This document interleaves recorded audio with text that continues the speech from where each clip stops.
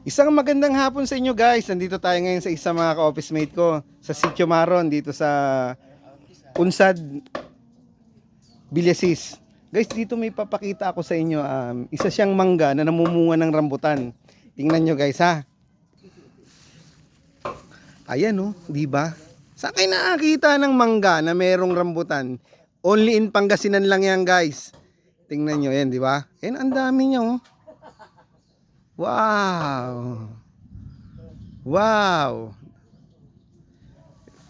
Ito, papakita ko sa inyo kung gaano kalawak yung lupa niya. Ito yung na-invest niya raw to nung sumakay siya ng barko nung kabataan niya pa. Tingnan mo, di ba, ang laki?